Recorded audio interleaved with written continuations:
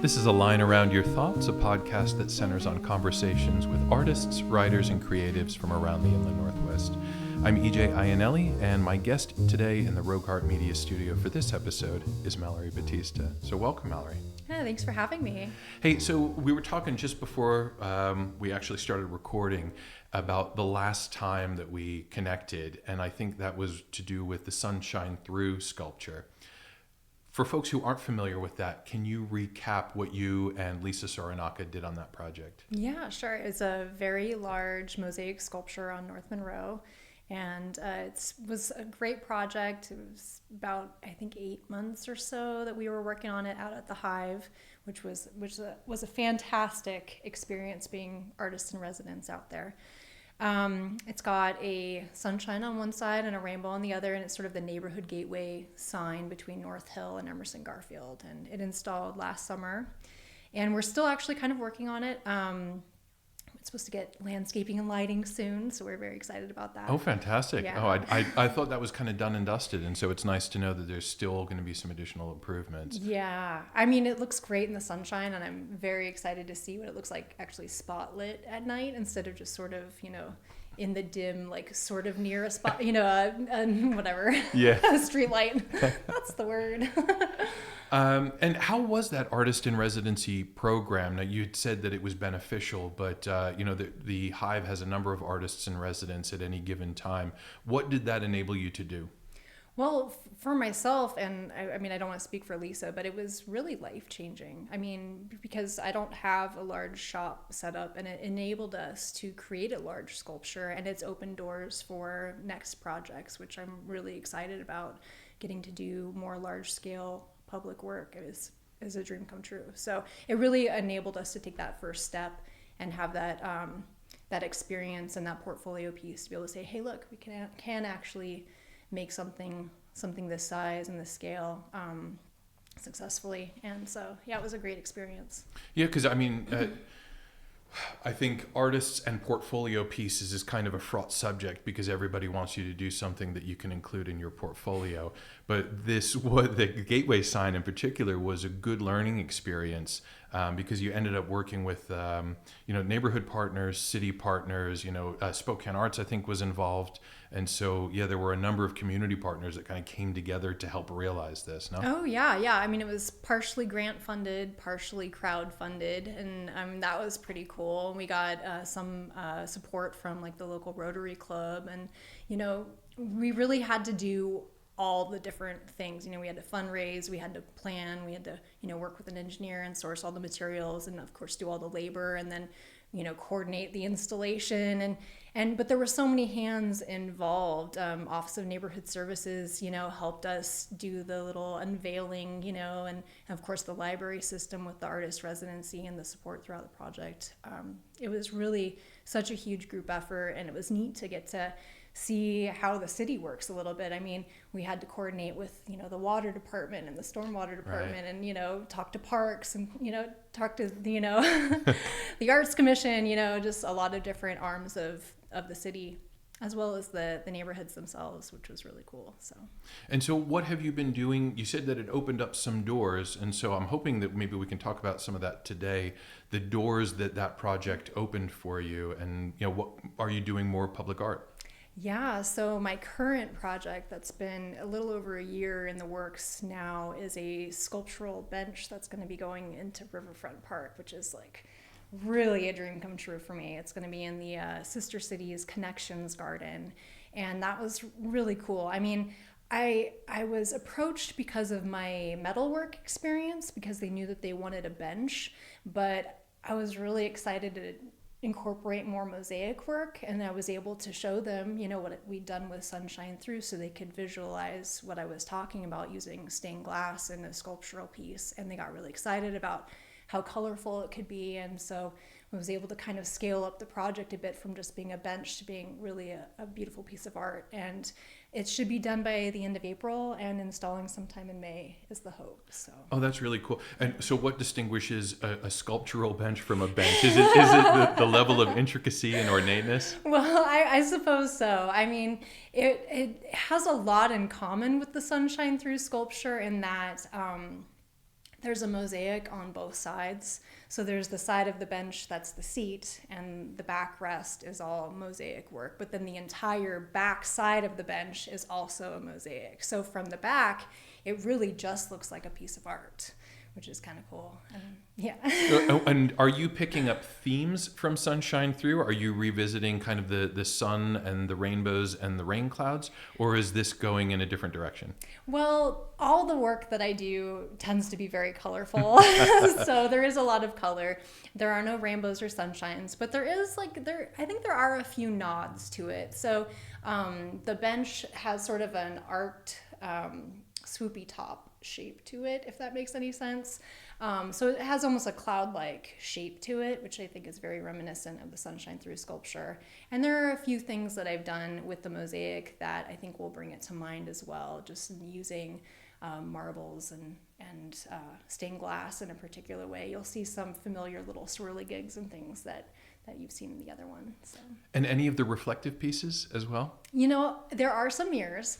They're actually gold mirrors this time. Oh, very cool. Yeah. So I wanted it to bring to mind kind of the little like lucky coins. And in fact, I've used actual lucky coins as spacers for the mirrors. So you won't see them in the finished project, but they're like kind of hidden in there. There's a few little hidden things, actually.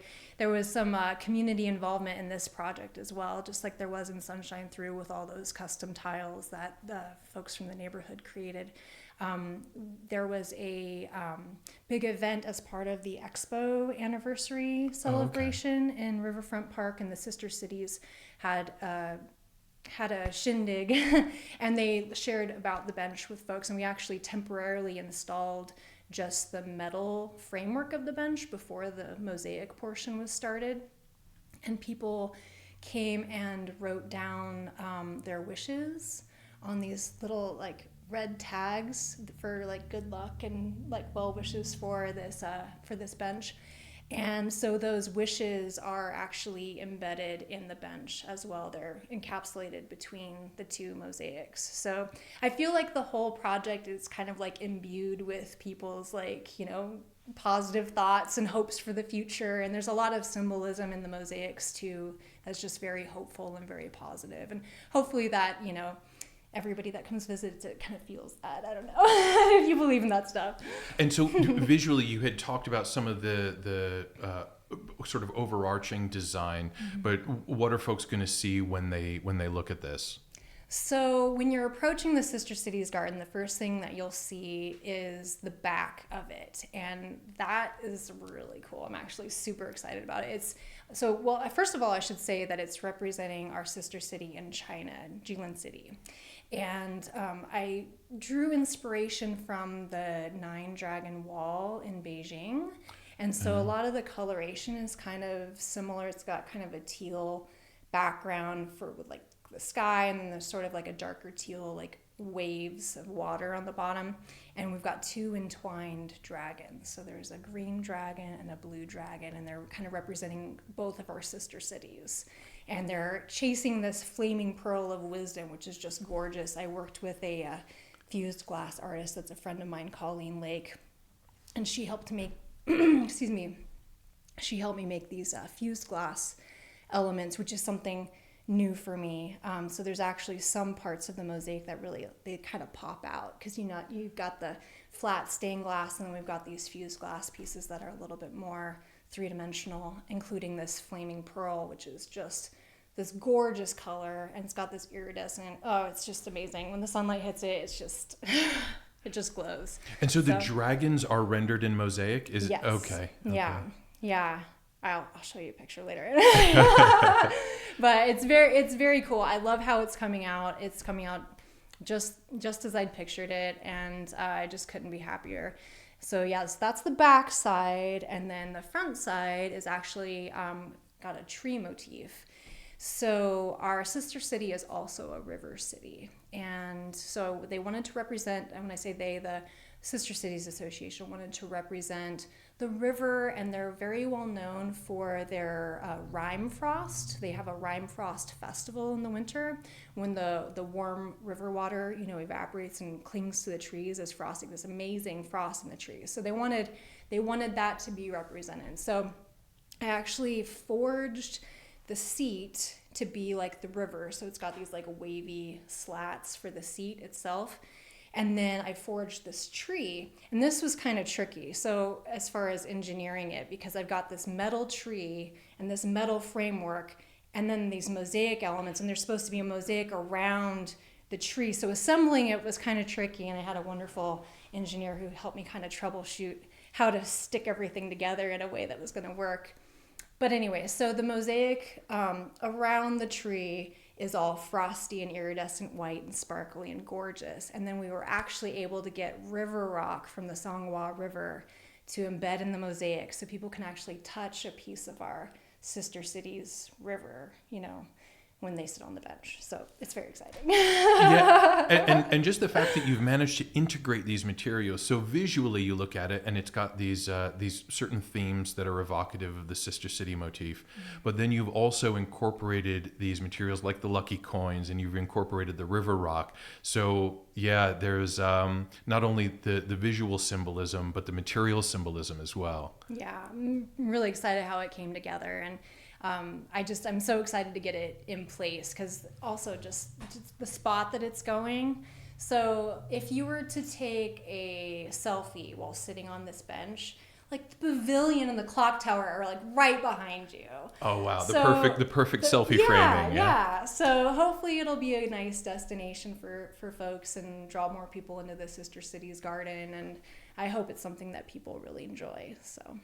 Well, and the Parks Department has signaled an interest in creating more art, because the Garbage Goat, for example, has become such a destination, and Stepwell hasn't been without its controversy, but Stepwell as well is an interactive art piece. Mm-hmm. And so now it seems like something like this that's meant to make it more of a reason to visit Riverfront Park. So you're not just going to Riverfront Park, but you might actually come out to see this bench, which has the title. Does it have a title yet?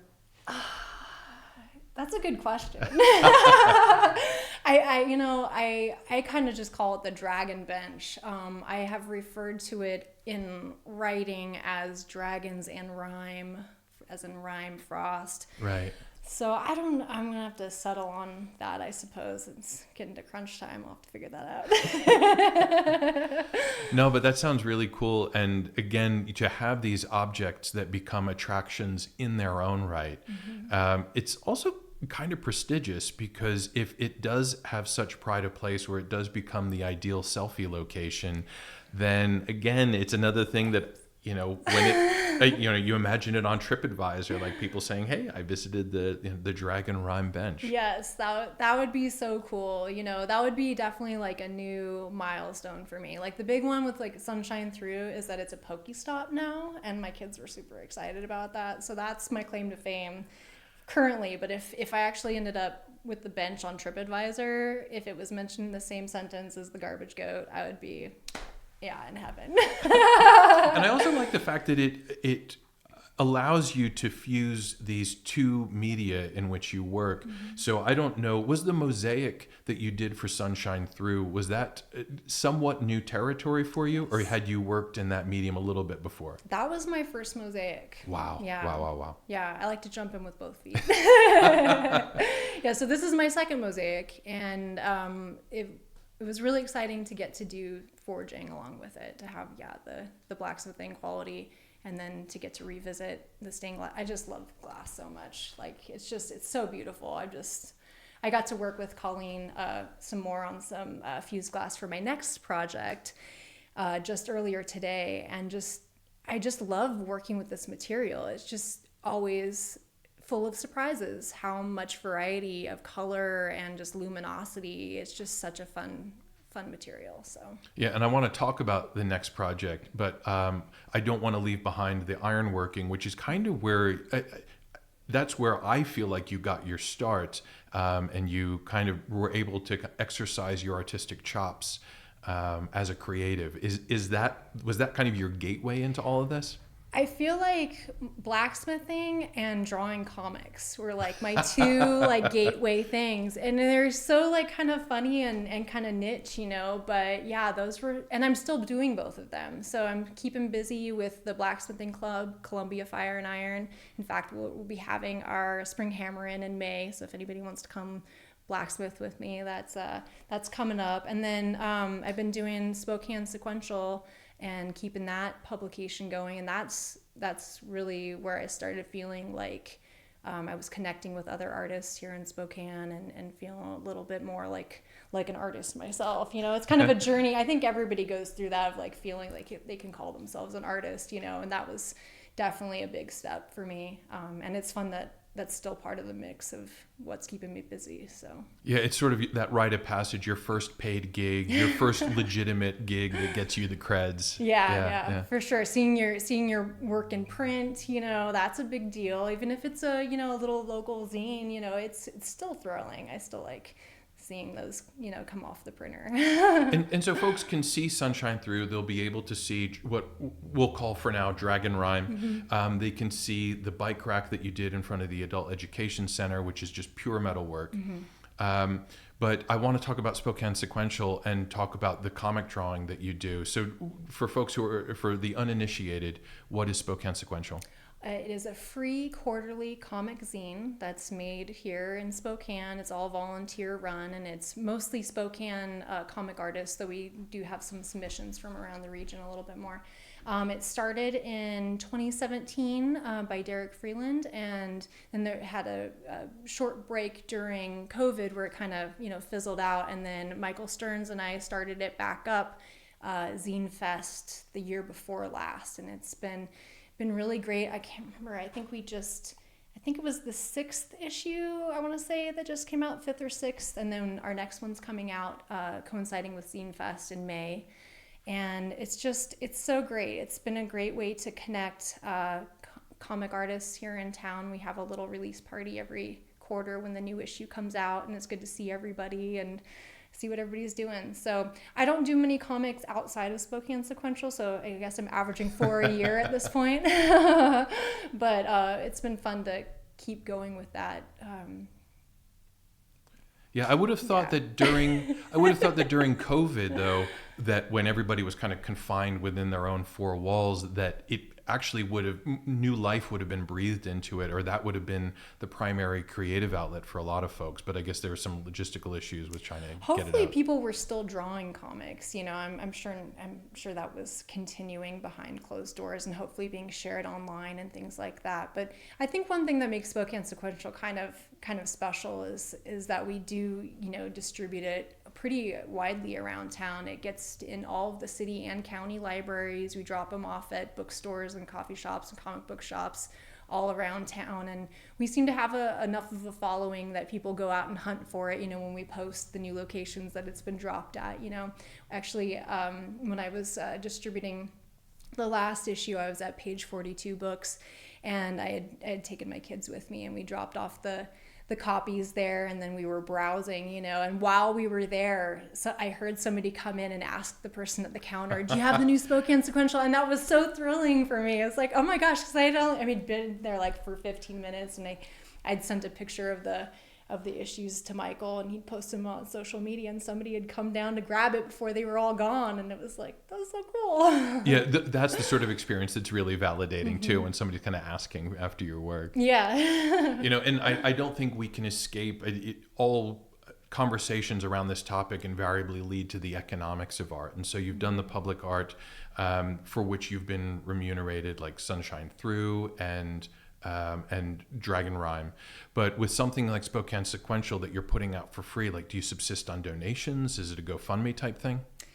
So we thought, we might eventually apply for a Saga grant or something and try to do some larger print runs or something. But so far, we've had some sponsors. So we have a couple print sponsors. National Color Graphics does our covers for us for free, which is amazing. That's super generous. Beautiful covers. And then the interior pages, we have our sponsor, the Spokane Print and Publishing Center. They let us go and use their copy machine, and we just supply our own paper. So we've done some issues where we haven't had any advertising. We've done others where we've had Spokane City Credit Union as an advertiser, and that's been enough to cover our paper. And we all donate our time to do it. And so as long as the paper is covered, we're golden. And so we've been able to make it through so far. And that's fantastic. And, are you heavily invested in the zine scene, or is it largely just Spokane Sequential and that's kind of the scope? For me, right now, bandwidth-wise, it's Spokane Sequential. But, there's others involved in the zine, like Michael and like Nanette, that are more involved in the comics scene. They could speak more to that. I'm not cool enough. But as we kind of pull back, and so maybe that's a conversation to be had with them about the zine scene, Mm-hmm. but to talk about the state of public art in Spokane, are you seeing other projects or maybe other projects on your radar that you're kind of excited about that have to do with public art? Well, I think it's definitely had sort of a renaissance over the last handful of years, which is awesome. I've loved seeing all the murals going up. We've had a few additions to Riverfront Park sculpture-wise, which is great.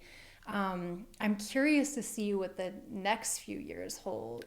I'm a little worried. Well, I'm trying not to worry, but I'm kind of expecting that the opportunities are probably going to dry up for a while, just with all the things going on with the economy and everything. So I'm sort of bracing myself for that. I've got my project right now that's keeping me busy. I've got one coming down the pipe. I've got a few mural things, coming up. And there will be a while there where stuff that's already in the works will still be there. But I am kind of curious what happens after that. And I know that's maybe not exactly the direction maybe that my answer should have gone. No, I value that, because I think a lot of people have that concern. They're seeing funding dry up, and usually when there is any belt tightening of any type, the arts are always the first on the chopping block. Yeah. And I would like to talk about the value of public art as someone who has these public art pieces. Why do you think it is more important or just as important to do public art as it is to, say, create pieces that end up hanging in a gallery? Mm-hmm. Well, I know for myself, I find it a lot more satisfying and exciting to work on public art because I like it to have a broader effect. I just don't get as excited about painting a canvas that's going to go hang in somebody's house, which is not, I'm not saying that that's right, because I know I have art hanging in my house that brings me a lot of joy. And I want to, support that too, but I feel like there's so much more bang for your buck, if you will, having something out in the public sphere. I so enjoy hearing people say how much, they feel uplifted when they drive down Monroe and see, that happy sunshine face, and that's not going to be the reaction that every piece of art is trying to evoke. But I think that whatever emotions, public art is evoking, it's an experience that is important, and it's adding to kind of our community connectivity with each other. If we have these shared experiences, I think that there's a value to that that's maybe hard to measure, but I think it's really important. And does that make sense? No, it makes perfect sense. And the idea of having these common touchstones and common social and cultural touchstones, and we might see them in nature and natural landmarks, but also the fact that we can craft these and create our own landmarks that then become common cultural touchstones that people can have opinions about, that people can connect over. To me, therein lies the value of public art. And of course, you have, just in the name alone, public art, where it just implies a certain level of accessibility. Yes. Not everybody might feel comfortable going to a gallery, even though they probably should, but there might be an admission fee. There might be, not everything is free, whereas public art is there to be enjoyed. No barrier. I think it's really empowering too. I think it reminds people that there's really no rules, like really when you get down to it. Like we can make the world whatever we want it to be. You know what I mean? Yeah. Like we can build whatever random thing out there that we want to if we decide that that's what we want to spend our energy on, and I think that can be a really empowering thought too. And when you have public art made by local artists specifically, I think that's even more empowering because you know the person, or somebody who knows the person. It's like, wow, like just normal people can do this. It's not just some highfalutin person over on the East Coast that, got paid a bunch of money to put this thing together. You know what I mean? And I don't even know, I don't know of anybody on the East Coast doing art here necessarily, but you know what I mean? It's like, it just makes it feel attainable, like, oh, maybe I could do this too, and you can. Yeah, and I like that mix, as provided there is a mix of, high profile prestige artists maybe coming in who are internationally renowned. And it's the same thing with architecture. Yeah. Having someone who has some international renown coming in and doing a sculpture that we can say, hey, this is fantastic. So glad you graced our city with this. Right. At the same time as you're cultivating local public artists who can then hopefully become internationally renowned themselves. So maybe, there's something in the cards for you. Maybe. But that brings us to the project that you're one of the many projects that you're working on now and kind of envisioning as your next project. So what is this? Because this is news to me. So when I'm finished with the bench project, I have another local piece that's going to be for Liberty Lake, and it's another metal and glass piece. Not a mosaic this time, but and actually no forge work. It's going to be mostly just fabrication. And I've been kind of describing it as sort of like a imagine like a room divider screen. It's not quite like that, but sort of these panels that are interestingly shaped out of metal with perforated sheet metal, so like a little bit of light coming through. And then there's going to be these large windows of fused glass, very colorful, kind of like a rainbow spectrum between all the panels. So there's going to be 5 panels in this open space out in Liberty Lake. It's part of their Liberty Lake Together program. So it's the second sculpture in this series that they've been working on. So and who is the first? I don't remember the gentleman's name, but he did these. I think there was like 3 little metal like kind of flower things that he did.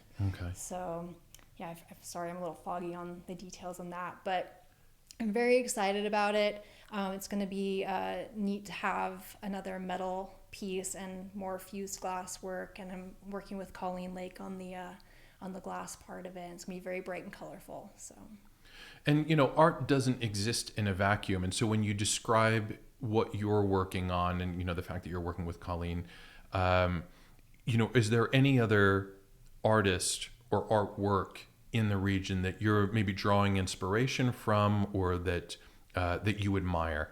Well, I've always really admired Harold Blaze. I know he's very much a Spokane icon. One of the things I really like about him is the variety of the materials that he works with. He's got his enamel on metal, he's got his metal, he's got his concrete, he's got his wood carved sculptures. He has so many, but you can always tell it's his. He has a very recognizable style. And I've always really admired him. He was a great guy too. I knew him a little bit when I worked at the Tin Man Gallery when I was in my 20s, and Harold was always so nice, and I just always looked forward to him coming in. And so anyway, I really admire him. I love Melissa Cole's work as well. She's another one that plays with a lot of different materials. She's done some mosaic work. She's gotten a little bit into some collaborative metal sculptures, which are really inspiring to see. So we have a lot of really talented, local sculptors. And so there's definitely a lot of inspiration to be taken. And I I am excited to see Spokane hopefully continue to have more and more sculptures. I would love it if we had a sculpture garden. I feel like, that the big lawn, like to the east of the Duncan Gardens, I think it is, right? That's just, I'm just going to put that out there for the universe. That'd be great if there was a little sculpture garden on that lawn. That'd be great. Well, I was down at the Stanford campus not too long ago, and they have a Rodin sculpture garden there. Wow. And again, it's so nice to just walk among those pieces in the outdoors. There's just something that changes the whole way you interact with that when it's in the open air.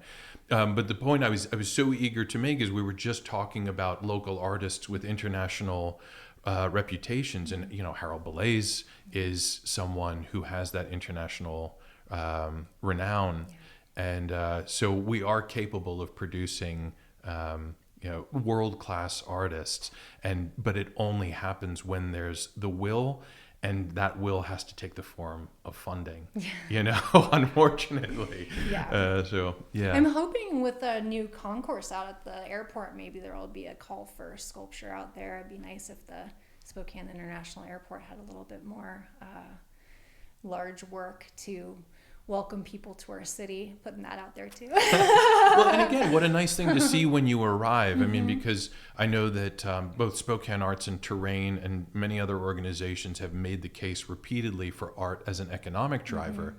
And, what a statement it says about our city, I think, when somebody arrives and they see, they're able to see art, almost as soon as they step off the plane. So, absolutely. Yeah. And I just think they've made pretty good use of basalt and integrated that into their signage. So I'm already thinking of getting excited about the possibilities for the artists when they come to maybe integrate that in their own work for the future sculpture garden that they will no doubt implement after listening to this. Absolutely. So are there any other trends locally that you're excited about currently? Like, is there anybody doing work that you that you're pleased to see? Is there any work going in that you think, oh, this is super encouraging? Well, I think there's some kind of innovative stuff happening. I'm excited about the asphalt murals. That's a big push right now. And I know it has a track record in other cities as working for traffic calming, and I'm curious to see if Spokane has the same experience. But one way or the other, it's adding a lot of beautiful art to every neighborhood that wants one, which is pretty cool.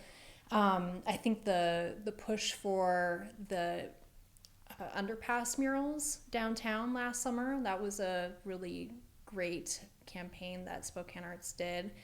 Let's see, that creative district, I can't really speak to it with a whole lot of knowledge, but I'm curious to see where that ends up going with Garland and Hilliard, I believe. Yeah, it's Garland and Hilliard, and then there are additional sites as well. Coeur d'Alene and Kellogg, I believe, Idaho. So two districts or business districts within Spokane proper, and then others outside of it as well. So really, kind of bringing the idea of the possibility of a creative district and that artistic sensibility to areas outside of Spokane as well, which is good. Yeah, I'm curious to see where that goes, but it seems like at least there's a growing emphasis on the arts and what all it impacts, whether it's traffic or, bringing people to a particular district to experience it. I think that's great that's a focus anyway. Yeah, and at the most basic, I mean, you just have, even if it's just the beautification element, I mean, don't we all want to live in a more beautiful area, right, more visually engaging, more visually interesting? And so, well, I know I do. Yeah, so the asphalt art, if traffic calming comes as a beneficial side effect, then so be it. But even just to have something nice on the asphalt is just, is welcome. It's really fun. So I got to do the Chief Gary Park neighborhood asphalt mural last fall, and that was just a hoot. But I'm really excited to get to do the Emerson Garfield one this summer, actually spring, before the farmers market opens.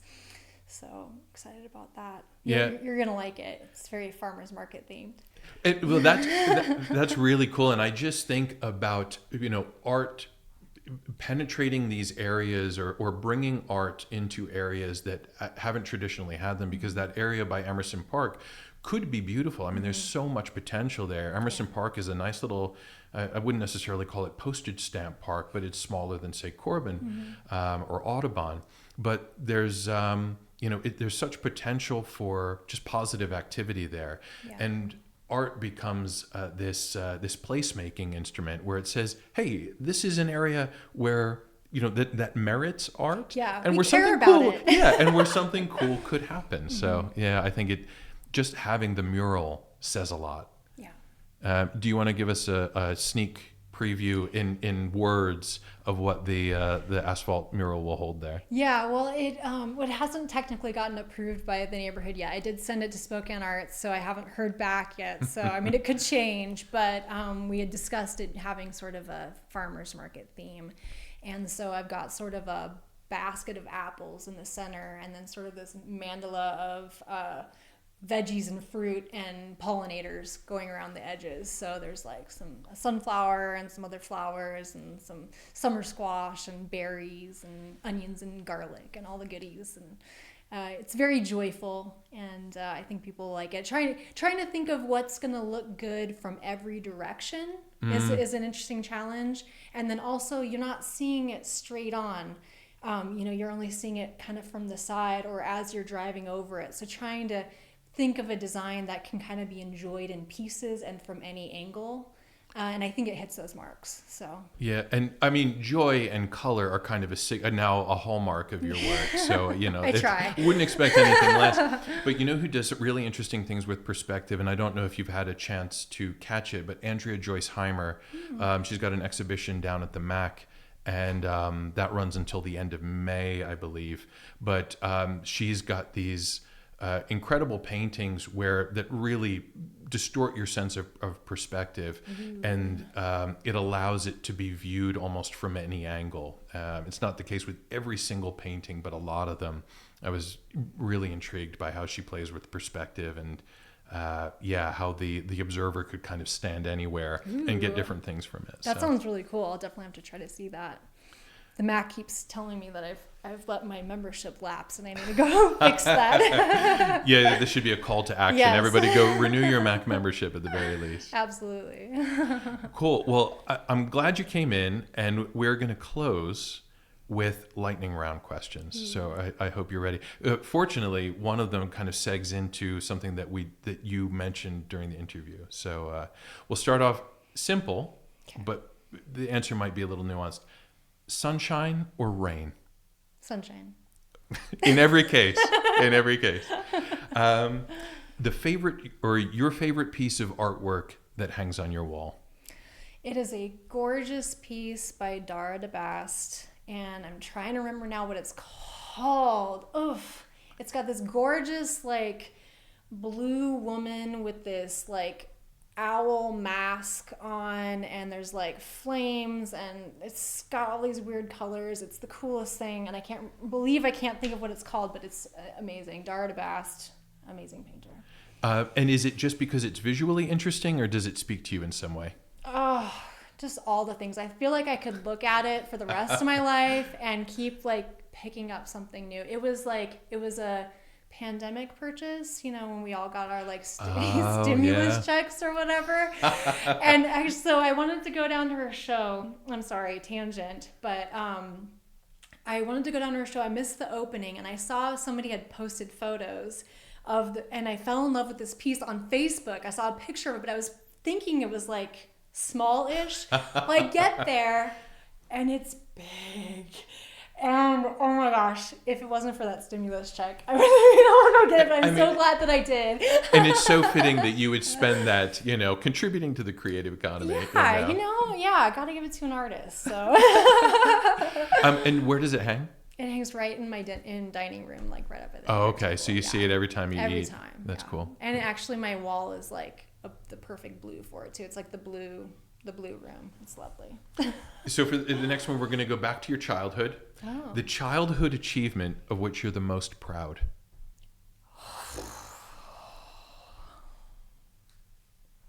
geez. This is supposed to be lightning fast.